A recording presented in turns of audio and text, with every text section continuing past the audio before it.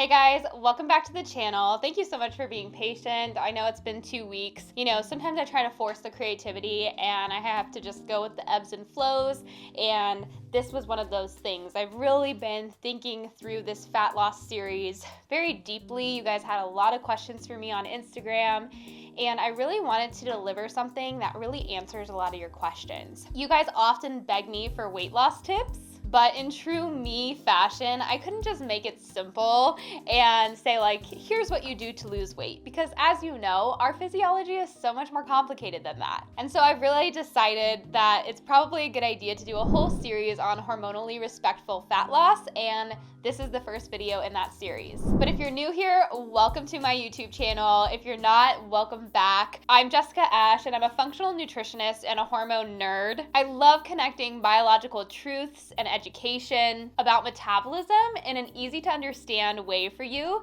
so that you can take that knowledge and actually turn it into action. If you like what I talk about in my videos, remember that my online course, Fully Nourished, my signature blueprint to teaching you how to restore your hormones and your metabolism using nutrition, is always linked down below. So with that being said, I thought it would be a good idea to kick off this series with the mindset shifts regarding, how we think about fat loss and how we really think of our body in terms of weight loss. As with all things that I teach, a lot of times it requires some unlearning to relearn the proper ways to go about things. And I know it's uncomfortable. I know oftentimes it challenges our belief systems.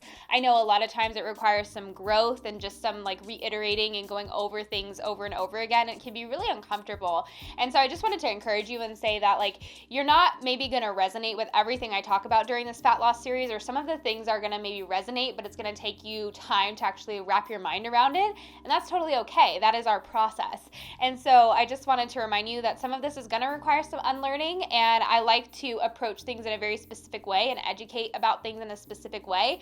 And it really needs to start with some mindset shifts. And if you haven't already caught my last video, which was kind of breaking down pro-metabolic eating, I would highly recommend you watching that first, because especially if you're new to the pro-metabolic space, there is a little bit of misinformation going on. Actually, I should say there's a lot of misinformation going on. There's a lot of people that are now new to this space. When I first started teaching and educating about eating for your metabolism, there was really nobody in this space. I was one of the only people. And as this space has grown, so has the amount of people in this space, which is awesome, but you just have to remember that they're also new to pro-metabolic eating. Many of them were actually educated by us who were original people in this space, just like I was educated by people who were super original to the pro-metabolic space. So it's just really important to know that there's different generations of pro-metabolic eaters, and the people that are newer to this space are gonna probably not make things as easy for you to understand. And you might be a little bit confused about certain things. And so that's a good video to start with if you're really new to this space, or you're still getting tripped up on all the rules. And to start that out, we really have to look at fat from a physiological perspective. What is fat? So a lot of people, we automatically demonize fat. We've been taught to demonize fat, whether it's our mom used to say wow, I have such a fat butt, or oh, look at my rolls. We learned from a young age that fat is this bad thing. Whereas if you observe children or you have children, oftentimes they will make statements oh, your belly is big, but they won't actually mean that in a harmful or bad way. They actually like it, or they think it's soft, or they love it, And I think, that's a really good representation that as we grow up, our idea of what fat is shifts from this thing that just is to this thing that is bad, or we start to demonize it. And we have to really retrain the way we actually look at fat itself. So first of all, remember that, the fat that you see on your body, the tissue that is not there for use, or the rolls, were classically called rolls or flab. Underneath the skin we have fat cells, and genetics can greatly impact how many fat cells we have. Our mother and what we did as a child can impact how many fat cells we have. And remember that fat cells can actually expand up to 10 times their size, really depending on where the fat is on your body. Some fat cells will expand more than others, and they expand to store things. So that's what we really have to wrap our mind around. A lot of people think they've been trained by really like marketing companies and a lot of misinformation that, burning fat is good. But free fatty acids are only one of the things that are stored in fat cells, and glucose can also be stored in fat cells, as well as other things like toxins. Fat cells are kind of storage containers, and the body will store things in there for later, whether that is for using later as fuel or detoxifying later, which is a lot of times something that people just don't comprehend or understand, is fat cells can be a really safe place to store toxins and hormones that the body maybe can't deal with right now or doesn't want to deal with right now. Fat cells can often impact hormones, so fat cells can almost make their own hormones as well. They tend to make some estrogen, so it's important to understand that fat cells have a purpose, and oftentimes it's protection.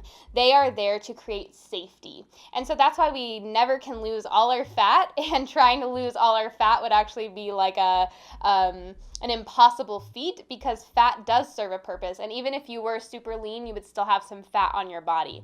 But it's important to understand that women thrive at certain body fat percentages. And I don't want to give you a direct number because this is really different for the season of life we're in.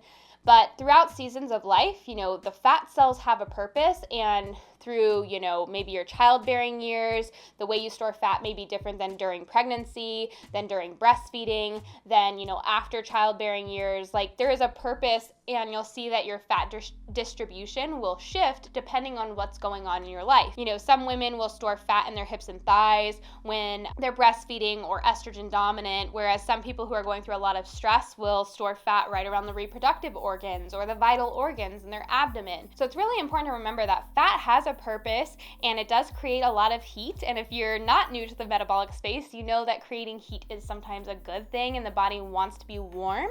And so this is, we have to start seeing that everything in the body usually has a purpose. And once we understand that purpose, we can harness that purpose and use it to reach our goals. So stop letting people clickbait you into believing that fat is all around bad. Of course, there are some ins and outs to fat, and we don't want to have too much fat on our body or too little fat on our body. But what you'll come to realize at the end of this fat loss series is it's really not about the fat. It's more about the other aspects and components of our metabolism, which are going to shift the way our body uses what's in the fat cells and stores what's in the fat cells. And a lot of us have been looking at fat from a diet culture perspective for so long, like, oh, I got to get this fat off my body, like I need to do whatever it takes to lose fat, I've got to lose weight, I need to, be XYZ, I need to fit into XYZ size. A lot of us have been looking at fat from a different perspective for so long. Just be patient and compassionate with yourself as you learn to shift your mindset. You remember, it's a practice. It's not going to be overnight that you're like, oh yeah, my fat's working for me, my fat's creating safety, and over time my body will feel safe enough to let this go and to use what's in my fat cells. I think, it's a process, and when we find ourselves thinking negatively about fat, we really, or getting down on ourselves for having extra fat, we need to just remind ourselves what fat is, the purpose that fat serves, and really practice shifting our mindset surrounding fat. And remember, it's okay to be content with where you're at and confident in what you're doing while wanting your body to look different in the future. I think that's important to allow yourself to realize, is that it's okay to be content with the here and now and accept where you're at, but also want to lose fat in the future. It's okay to achieve both goals, but you can't achieve both goals if you're constantly at war with your fat or constantly at war with your body, because you might not want to hear this truth and you might not like this truth, but your fat is a part of you. I'm going to say it again. Your fat is a part of you. And a lot of people are going to feel really uncomfortable hearing that. They're not going to like hearing that, but we have to accept all of us, and part of honoring our body and really learning to support our body is accepting all of it. And that every single part of our body has a purpose and serves a purpose. So I want to break down a couple of myths regarding fat loss that you really need to get through your head. And I don't mean that in a rude way. I just mean like you really have to learn these myths and break through these myths before you move on to actually achieving fat loss. Because if you're stuck in this place, you're just going to be constantly spinning your wheels. And it's going to be that like 5 steps forward, 3 steps back kind of journey. And it's going to just be really frustrating and irritating to you. And so the first thing I want to actually bring to your attention is is I want you to change the words you use regarding fat loss. A lot of us are really stuck in that weight loss term. We like to call it weight loss, and sometimes I'll even catch myself saying this, and I try to correct myself when I can, but it's really important to differentiate between weight loss and fat loss. The reason for this is, weight loss, losing pounds on the scale or kilos on the scale is not always a good thing, because remember, there are other things that weigh something in our body besides just our fat and our muscle, right? Our muscle is very dense and heavy. Our bones are dense and heavy. Our brain is dense and heavy. Our liver is dense and heavy. We have a lot of organs that are dense and heavy. Our skin is dense and heavy. Those are not things I personally want to lose. Like, I don't want to be losing bone mass. I don't want to be losing muscle mass. I don't want to be losing liver mass. I want to be losing fat mass. And when we call it weight loss, words are very powerful. They're very important. The way that we speak about ourselves and speak about our bodies shapes the way that our mind thinks about our bodies. And when we constantly say weight, we will fall into the trap of when we see the number on the scale declining, we automatically think it's a good thing. It's not a good thing to lose your bones. It's not a good thing to lose your liver.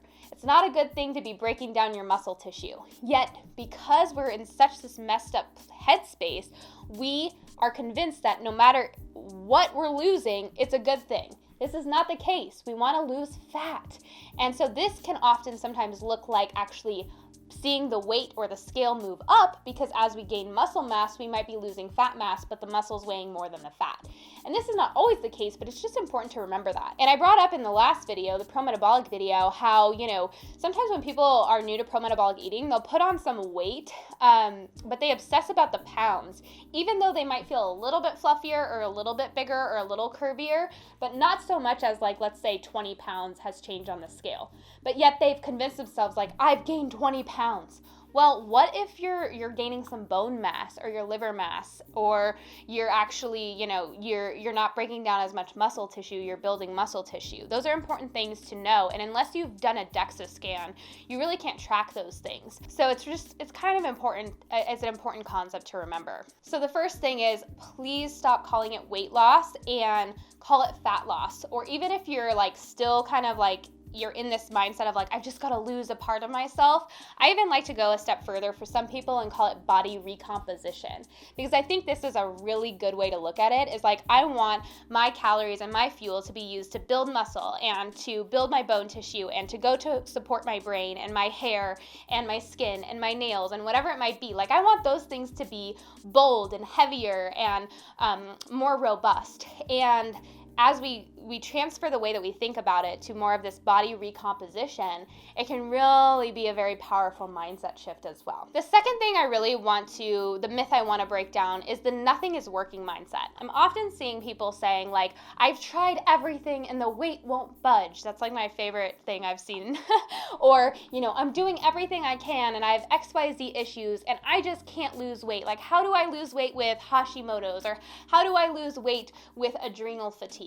And I think, going back to the first point that I just made, if we start looking at it as body recomposition and fat loss, we have to remember that a body that is very stressed out, which if we have Hashimoto's or we have adrenal fatigue or we have PCOS, our body's already telling us that something is very wrong and it's very stressed out. There's imbalances going on. And fat loss is a stressor. To open up those fat cells, open up those storage containers and use what's inside, that requires energy, that requires good cell function. To possibly have to detoxify and eliminate those toxins that are possibly stored inside the fat cells, that's stressful. It does actually decrease our metabolic function a little bit. It kind of does lower our metabolism. And this is something we need to expect as we go into fat loss. But, it's important to remember that there's a season for fat loss and there's actually a season for just focusing on balancing and nourishing, and they're not one and the same. And so, if you are somebody that is in this mindset of well, I've tried everything and nothing's working, well, maybe your body's telling you it's not the time to focus on fat loss or weight loss or losing a part of yourself? What if your focus needs to be balancing and building a strong foundation so that your body is safe enough to deal with what's in those fat cells? This is where a lot of people, it does require another mindset shift, is like, oh, I actually do really want to feel better and have more energy and sleep better. Like, those are my priorities. And fat loss is something that I would love to achieve, but my body's clearly telling me that it needs balance and it needs safety more than it needs loss. And then, in the future, when you're in a more balanced place, you can reassess that. So really break through that myth that like, oh, I've tried everything and nothing's working for me and I have XYZ issues, so I need to resort to restriction or I need to resort to like a huge deficit. Make sure you're assessing that you're in the right place to do that. And I'm actually going to be doing a future video. So part of the series will be, I'll do a whole video dedicated to when is it the right time to actually start focusing on losing our fat and focusing on body recomposition. But I'll give you a little teaser. It's not when we're actively struggling with a bunch of hormonal issues and our body's constantly telling us we're super stressed out. Now, the third myth I really want to like nip right in that butt or bud or whatever the saying is I need to lose weight before I fix my metabolism. I keep hearing this and I'm really, really shocked at this mentality because I understand that some of you are either more overweight than others or you're feeling like you're going into this journey already overweight and you don't want to gain weight. And it's true that a lot of women who have maybe yo-yo dieted for a long time or stayed in this constant state of restriction, they are gaining some weight because their body is needing to store some fat to feel safe. Do you have to gain weight? Not everyone has to gain weight. There's plenty of people that have changed their habits and changed their ways slowly and have not gained weight. And this is why I actually have a whole module in Fully Nourished, it's module 5, dedicated to making these transitions really slowly so you see the least amount of weight gain. A lot of people are making these transitions very fast. They're jumping feet first, which is totally okay. There's nothing wrong with that. But if you have a little bit more reservations, like you don't want to gain any more weight because it would be uncomfortable for you, whether it's your joints or your, getting through your day or your quality of life would suffer, then you need to be more mindful of how you implement these changes. You can't just go all in all at once. But I want to say this, and I'm saying this directly to you, and I want you to listen to me because I think, it's just, we live in this weird society and a weird culture. But just because you have more fat mass than somebody else does not mean you are not worthy of nourishing your body and taking care of yourself. You're not in this obscure category over here where nourishing concepts don't apply to you. You're not less worthy of nourishment. You're not less worthy of taking care of your stress. You're not in this race to where because I have more fat to lose, I need to lose it faster. I know that's something that you want and that's something that you desire, and that's totally okay and amazing. However, how you do it will affect you for the rest of your life. And I have worked with hundreds of women who have lost fat the wrong way, and they're dealing with all types of issues because of it. Estrogen dominance, insulin resistance, inflammation, early menopause, you name it, it's happening because they force their body to open their fat cells up under duress. And so I just want to remind you, no matter how much fat you have to lose, nourishing your body, you are still worthy of nourishing your body. You are still worthy of taking care of yourself and lowering your stressors. You might do it a little differently because you have more of an incentive to not gain any weight through the process, and you can definitely go through this process without gaining weight. But I just want to remind you that even if you have more fat to lose than somebody else in this journey, it does not make you any less worthy of nourishing yourself towards that fat loss.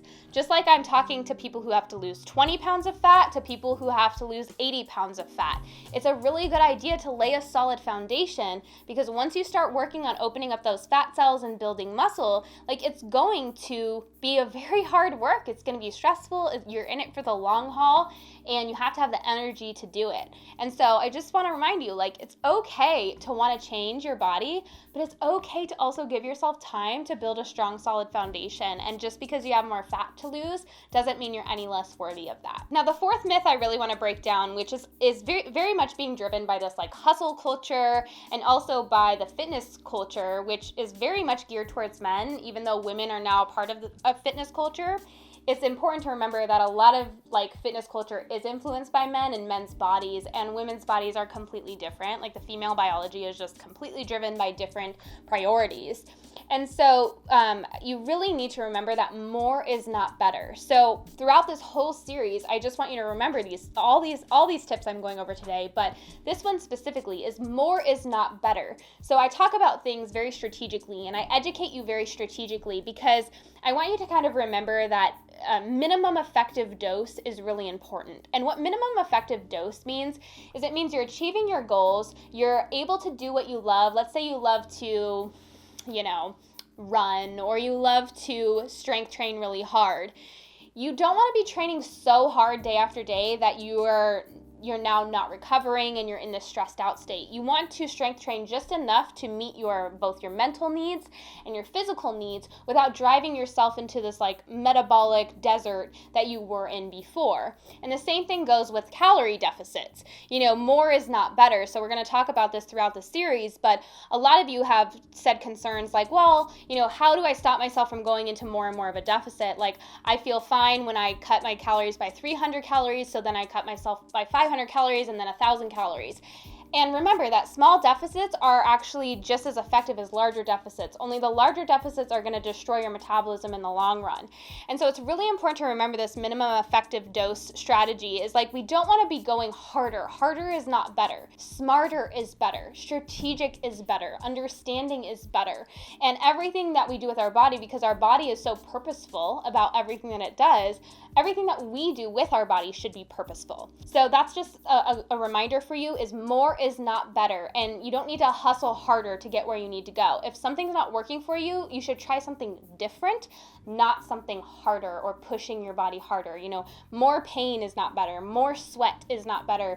More soreness is not better. Those are things that we really have to break through because our society just loves to say like never miss a Monday and pain is gain, but that's actually not where we need to be. Growth happens with consistency, and growth happens with strategically doing the things that your body needs day after day, day after day. And we really have to stop believing in 90-day transformations. These are, 365-day transformations, 700-day transformations. Consistency builds up over time. Small changes lead to big overall changes. And then the fifth and final myth I want to break is that even though there are a lot of people who benefit from nourishing their bodies more, and some women are staying in years-long deficits, and so when they start eating more calories, they find that their body is feeling safer and letting go of some extra stored safety weight that it had before. You really can't lose weight in a calorie surplus. So I think there's some misconceptions. Some people are saying oh, well, how do you lose weight in a calorie surplus? And I'm like, you don't. So we're going to talk about, that's why I'm creating this whole series, is we have to do hormonally supportive fat loss. And I want to really reiterate this idea that you can't have your cake and eat it too sometimes. Sometimes there are seasons for different things. And so, there's a season for balancing when you're in a really imbalanced state. Sometimes we have to eat for the purpose of just balancing our hormones, taking stress off our bodies, and just nourishing our bodies. Sometimes when we're in a balanced state, we actually are nourishing to build and working out to build. And then for some people who maybe have a little bit of extra fat to lose, where muscle building and strength training and sleeping more and eating more balanced is not helping them lose that fat, then they might actually need to be in a calorie deficit. You don't lose fat in a calorie surplus, but if you are eating your maintenance calories, and let's say you start building muscle, your thyroid starts functioning better, your stress hormones go down, you might actually find that you are losing a little bit of fat because now your maintenance calories have actually risen and you are naturally eating in a little bit of a deficit. So I just want to remind you that you actually can't lose weight when you're not in a deficit, but that's not to say that there are other ways to create a deficit besides just cutting your calories. You just can't lose weight when you're in a calorie surplus, or at least most people can't. I'm not saying there aren't anomalies, but for the most part, like, fat loss happens very specifically, but just remember, like, when you are in a calorie deficit, you're not going to be building a bunch of muscle, and it's also going to be stressful. There is some stress involved, physiological stress. It is perceived as a famine. There's going to be some hunger. There's going to be some discomfort. So it's really just important to remember that you can't always have your cake and eat it too at the same time. You can definitely have your cake and eat it too, meaning like you can heal your metabolism, balance your hormones, you can gain muscle, you can lose fat, but you might not be able to do them all at the same time. And you have to learn to accept that this is a journey. It's not a sprint, it's not a race, and it's not going to happen tomorrow. And depending on where you're coming from will really determine where you're going to go and how you're going to go about doing that. And I'm hoping that this whole series will help bring some enlightening strategies to you and will really help you strategically approach this a little bit more. So with that being said, I hope this helped break down some myths of fat loss. Remember that, if you're in a place where you're really hormonally imbalanced or you're struggling with the metabolic markers, and if you don't know what metabolic markers are or you don't know how to check in with your metabolism, make sure you check out my free metabolism training. It comes with both a free video training and also a PDF guide that will really help you understand what your metabolic markers are and how your metabolism is doing. And if your metabolism isn't doing well, the first step is really nourishing your body and really lowering stress hormones so your metabolism can actually speed up. And that's why I created my online course, Fully Nourished. That's what Fully Nourished is about. Does Fully Nourished help you do every single thing you want to do with your body? Absolutely not. But it educates you on building strong foundations so you can have a strong and healthy metabolism. You can have strong, healthy cells so that when you are ready for fat loss and approaching fat loss, or approaching strength training, once you're in that season of life, you'll be able to do that and be resilient to the stressors that adds to your plate. So I hope this video is helpful, and I'll see you in the next part of this series.